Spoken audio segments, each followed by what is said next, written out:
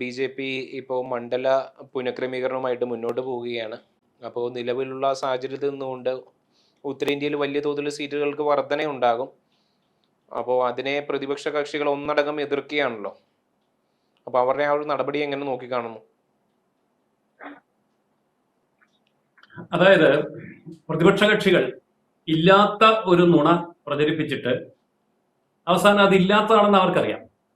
അതില്ലാതെ വരുമ്പോൾ ഞങ്ങൾ സമരം ചെയ്തുകൊണ്ടാണ് ഇല്ലാതെ വന്നത് എന്ന് വരുത്താനുള്ള ഒരു രാഷ്ട്രീയ തന്ത്രമാണ് അവരുപയോഗിക്കുന്നത്.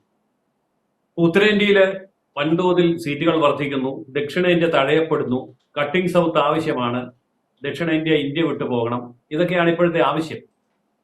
എന്നാൽ സത്യം എന്താണ് എന്നുള്ളത് എത്ര തവണ പാർലമെന്റിൽ പ്രധാനമന്ത്രി, ആഭ്യന്തരമന്ത്രി ഇവരെല്ലാം വിശദീകരിച്ചിട്ടും അതൊന്നും കേട്ട മട്ടുപോലുമില്ല. സത്യത്തിൽ എന്താണ് സംഭവിക്കുന്നത്? ഇപ്പോൾ നിലവിലുള്ള സീറ്റുകളുടെ എണ്ണം വർദ്ധിക്കുന്നു. ആ സീറ്റുകളുടെ എണ്ണം വർദ്ധിക്കുമ്പോൾ അത് ജനസംഖ്യാനുപാതികമായി സംസ്ഥാനങ്ങൾക്ക് ലഭിച്ചുകൊണ്ടിരിക്കുന്ന യാതൊരു പ്രാതിനിധ്യവും കുറയാത്ത വിധത്തിൽ വ്യക്തമായിട്ടാണ് വർദ്ധിക്കുന്നത്. ഇതിന്റെ ചാർട്ട് തന്നെ ഗവൺമെന്റ് പുറത്തുവിട്ടിട്ടുണ്ട്. പക്ഷെ അതൊന്നും കണ്ട മട്ടിലല്ല ഇപ്പോൾ നടക്കുന്ന ചർച്ചകൾ. എങ്ങനെയെങ്കിലും ഈ വിഷയത്തിൽ നിന്ന് രക്ഷപ്പെടണം എന്നുള്ളതാണ് അവരുടെ ആഗ്രഹം. കാരണം ഇതിങ്ങനെ പെട്ടെന്ന് വരുമെന്നും വളരെ പെട്ടെന്ന് തന്നെ നടപ്പാക്കുമെന്നും ഒന്നും കോൺഗ്രസോ കമ്മ്യൂണിസ്റ്റുകാരോ ഓർത്തിരുന്നില്ല. 65 കൊല്ലം ഇന്ത്യ മഹാരാജ്യം തുടർച്ചയായിട്ട് ഭരിച്ച കോൺഗ്രസ് പാർട്ടിക്ക് ചെയ്യാൻ കഴിയാത്ത കാര്യം ഈ 12ാമത്തെ വർഷത്തിൽ നരേന്ദ്രമോദി ചെയ്യുന്നു എന്നുള്ളത് കോൺഗ്രസിനെ കുറച്ചൊന്നും അല്ല അസ്വസ്ഥരാക്കുന്നത്. ഈ വനിതകൾ ഉണ്ടായത് ഈ കഴിഞ്ഞ കൊല്ലമൊന്നുമല്ല. ഇന്ത്യക്ക് സ്വാതന്ത്ര്യം കിട്ടുന്നതിന് മുമ്പ് ഇന്ത്യയിൽ വനിതകളുണ്ട്, സ്വാതന്ത്ര്യം കിട്ടിക്കഴിഞ്ഞുണ്ട്. പക്ഷെ 65 കൊല്ലം തുടർച്ചയായിട്ട് ഇന്ത്യ ഭരിച്ചവർക്ക് വനിതയെക്കുറിച്ച് ചിന്ത പോലും ഉണ്ടായിരുന്നില്ല. ഇപ്പോഴാണ് കാര്യത്തിന്റെ ഗൗരവത്തിലേക്ക് വരുന്നത്. അപ്പോൾ യഥാർത്ഥത്തിൽ സീറ്റുകൾ എങ്ങനെ വർദ്ധിക്കുന്നു എന്നുള്ളതിനെ സംബന്ധിച്ച് കേന്ദ്ര ഗവൺമെന്റ് പുറത്തുവിട്ട പട്ടിക തന്നെ നമുക്കൊന്ന് പരിശോധിക്കാം. അത് പരിശോധിക്കുമ്പോൾ കേരളത്തിൽ നമുക്കറിയാമല്ലോ, കേരളത്തിൽ 20 സീറ്റാണ് ലോക്സഭയിലുള്ളത്. 50% വർദ്ധിച്ച് അത് 30 സീറ്റാവും.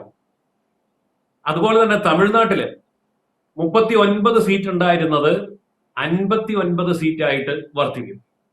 തെലങ്കാനയില് 17 സീറ്റ് ഉണ്ടായിരുന്നത് 26 സീറ്റായിട്ട് വർദ്ധിക്കും. ആന്ധ്രാപ്രദേശിലെ 25 സീറ്റ് എന്നത് 38 സീറ്റായി വർദ്ധിക്കും. കർണാടകത്തിലെ 28 സീറ്റ് 42 സീറ്റായിട്ട് വർദ്ധിക്കും. ഇതൊക്കെ കൃത്യമായി ഗവൺമെന്റ് പുറത്തുവിട്ടിട്ടുണ്ട്.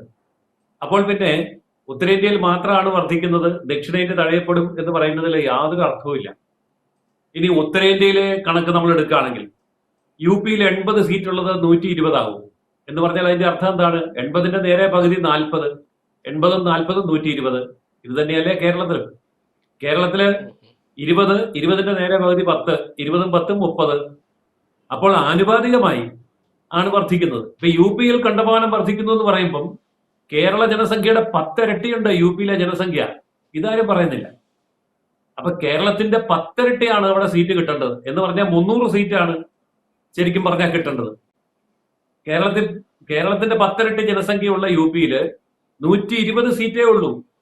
കേരളത്തിലോ? അപ്പോൾ കേരളത്തിന്റെ അതേ അനുപാതത്തിലാണ് യു പിയിൽ വർദ്ധിക്കുന്നതെങ്കിൽ 300 സീറ്റ് വേണ്ടേ? അപ്പോൾ ഇതൊക്കെ മറച്ചു വെച്ചിട്ടാണ് ഈ ഇങ്ങനെയുള്ള പ്രചരണം നടക്കുന്നത്. മഹാരാഷ്ട്രയിൽ 48 സീറ്റുള്ളത് 72 ആകും, ബംഗാളിൽ 42 ഉള്ളത് 63 ആകും, ഗുജറാത്തിൽ 26 ഉള്ളത് 39 ആകും, മധ്യപ്രദേശിൽ 29 44 ആകും, ഹരിയാനയിലെ 11 15 ആവും, ജാർഖണ്ഡിൽ 14 21 ആവും, പഞ്ചാബിൽ 13 സീറ്റുള്ളത് 20 സീറ്റാവും, ഒഡീഷയിലെ 21 32 ആവും, അസമിൽ 14 ഉണ്ടായിരുന്ന 21 ആവും, ഛത്തീസ്ഗഡിലെ 11 17 ആവും. ഇതാണ് വടക്കേ ഇന്ത്യ. ഇത് മുഴുവൻ വടക്കേ ഇന്ത്യ ആണോ എന്ന് ചോദിച്ചാൽ അല്ലതാനും. എങ്കിലും അതും കൂടെ കൂട്ടിയാൽ തെക്കേ ഇന്ത്യക്ക് ലഭിക്കുന്ന പ്രാതിനിധ്യം കിട്ടുന്നില്ല. തെക്കേ ഇന്ത്യയിലാണ് സീറ്റ് കൂടുതൽ. ഒറ്റ ഉദാഹരണം ഞാൻ പറയുന്നത്, കേരളത്തിന്റെ 10 ഇരട്ടി ജനസംഖ്യയുള്ള യു പിയില് കേരളത്തിന്റെ 10 ഇരട്ടി സീറ്റ് വേണ്ടേ? അങ്ങനെയാണ് യു പിയിൽ 300 സീറ്റ് കൊടുക്കണ്ടേ? കൊടുക്കുന്നില്ലല്ലോ, 120 ഉള്ളൂ.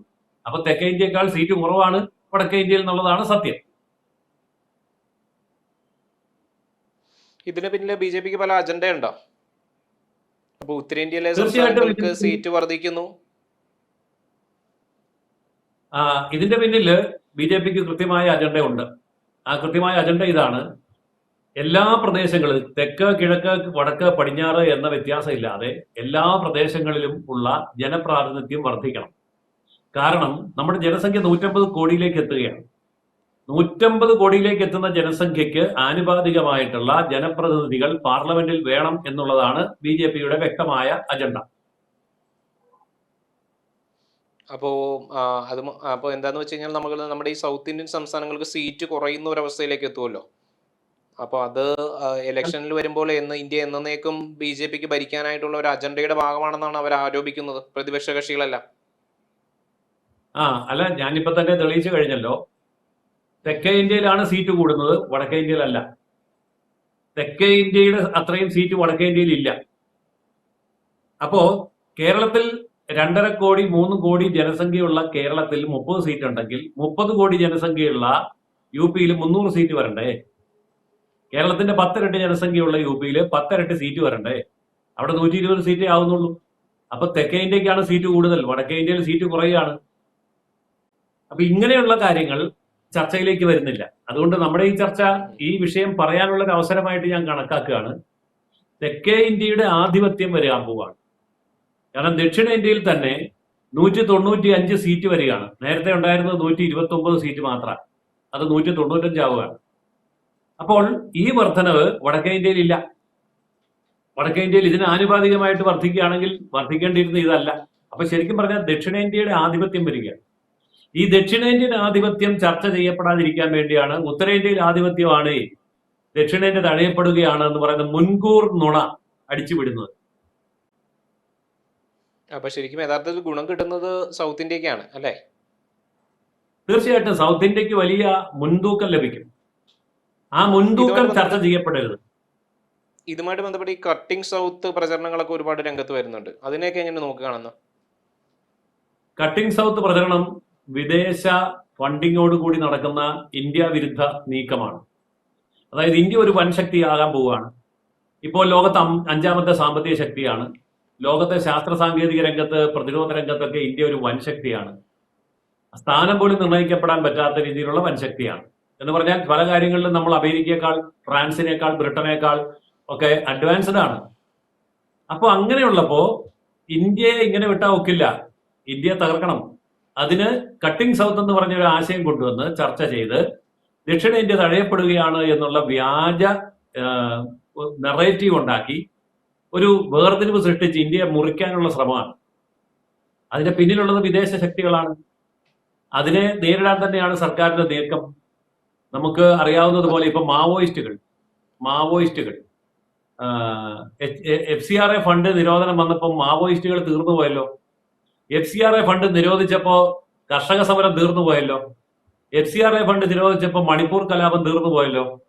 അപ്പൊ ഈ പറഞ്ഞ മണിപ്പൂർ കലാപവും കർഷക കലാപവും മാവോയിസ്റ്റുകളും ഒക്കെ ആരുടെ നിർദ്ദേശപ്രകാരം അവരുടെ പൈസ വാങ്ങിക്കൊണ്ടാണ് നടന്നിരുന്നതെന്ന് വ്യക്തമല്ലേ?